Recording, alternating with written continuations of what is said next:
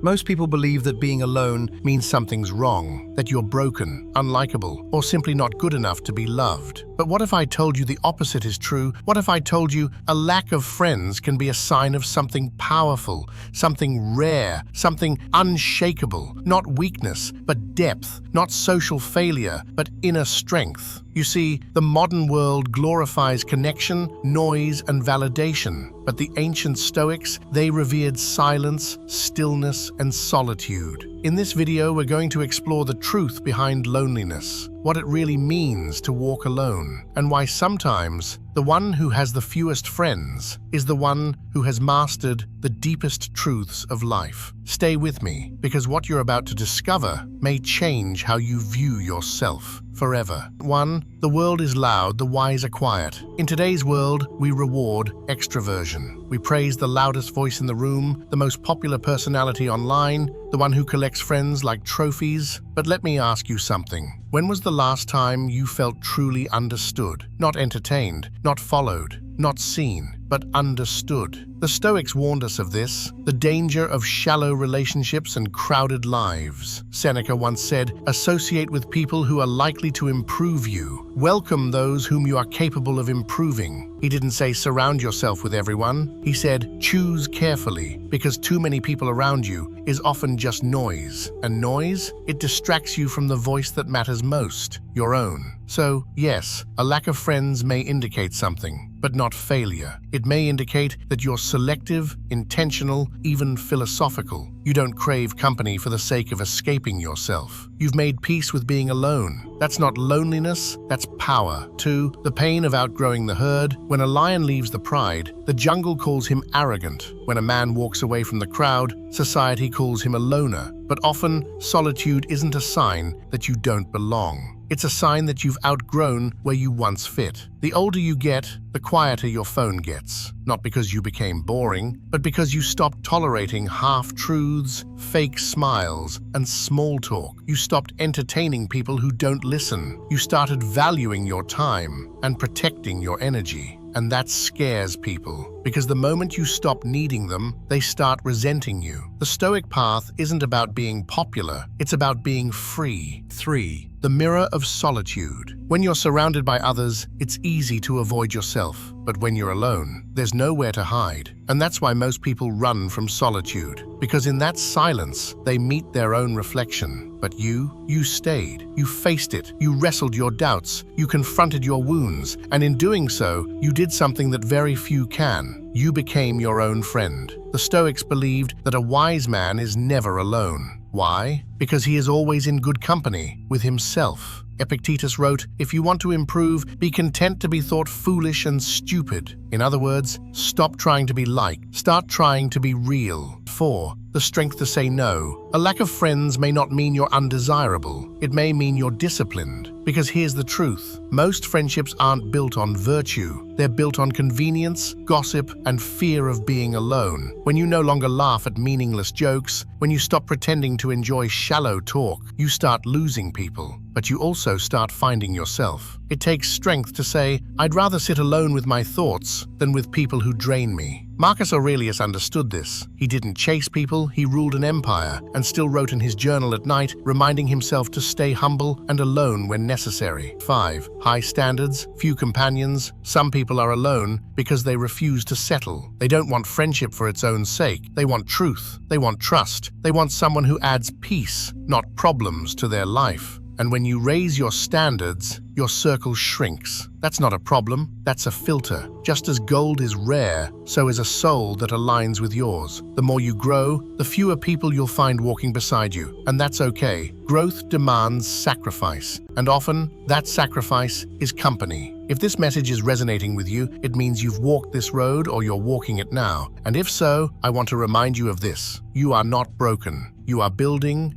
strength, building clarity, building a life that's guided not by popularity, but by purpose. If you're finding value in this journey, subscribe to the channel, not because I want followers, but because I want to walk with those who understand this path. You're not alone, even if you feel like it. 6. Silence is the realm of the wise. There's a reason why the wisest men in history often lived in silence. They weren't trying to isolate themselves, they were trying to hear clearly, the whisper of the soul beneath the chaos of the world. You see, constant social interaction comes at a cost. Every conversation, every friendship, every connection, it leaves a fingerprint on your spirit. And if you're not careful, you start becoming a reflection of others instead of a revelation of your true self. The Stoics believed that solitude was the training ground of clarity, because only in the absence of voices can you finally distinguish your own. And when you can think clearly, you begin to see. It's better to walk alone in the right direction than to be surrounded and led astray. So maybe you don't have many friends, maybe your phone doesn't light up, maybe you eat alone more often than you'd like, but that's silence, that's space, that's stillness. It's the birthplace of power. 7. Alone but not empty. There's a difference between loneliness and solitude. Loneliness is being empty. Solitude is being full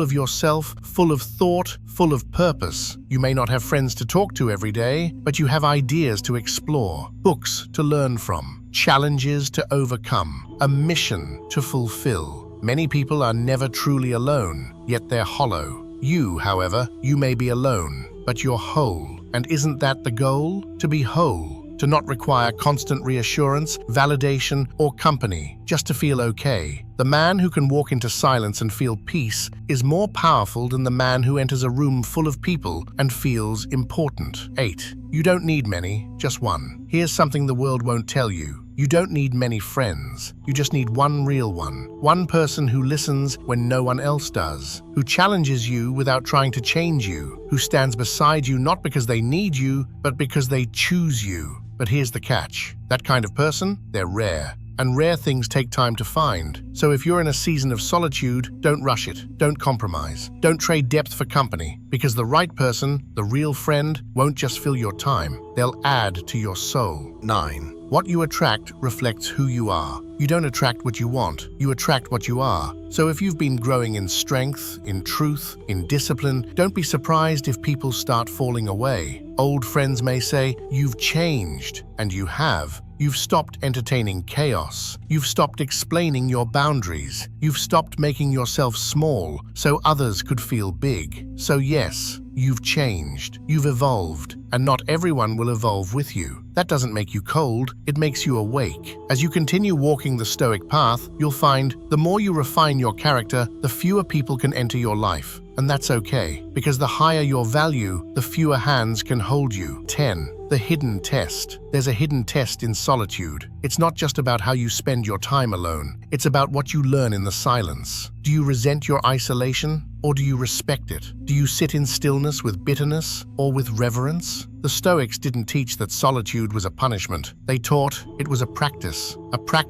of centering yourself. Because in solitude, you stop looking outward and you start looking inward. And when you start looking inward, you begin to see the cracks in your ego, the wounds in your heart, the illusions in your mind. And only then can you begin to heal. Most people avoid solitude because they don't want to feel the pain. But you've chosen to feel it and face it. That makes you dangerous. That makes you free. 11. The new definition of strength. Strength is not in how many people you lead, but in how well you lead yourself. It's not in how many people follow you, but how courageously you walk your own path, even when no one else is there. So, if you have few friends, if your days are quiet, if your victories go unnoticed, don't let the world convince you that means you're weak. It may mean you've learned to carry your own weight, to hold your own hand, to walk your own walk, and that is the very essence of Stoic strength. The friend you never knew you had. Let me leave you with this. You may not have many friends, but if you've watched this far, you have something more valuable. You have yourself, your honesty, your values, your clarity, your quiet power. You have the ability to walk alone, without losing yourself. And maybe, just maybe, that's what this life was always trying to teach you. Not to seek friendship in numbers, but in meaning. Not to chase acceptance, but to accept your own depth. Not to fear the silence, but to listen for the wisdom within it. And if one day you find someone who truly understands that journey, welcome them. But until then, walk on, because a lack of friends doesn't mean you're unworthy. It may mean you're one of the few still seeking what's real, and that is something to be proud of.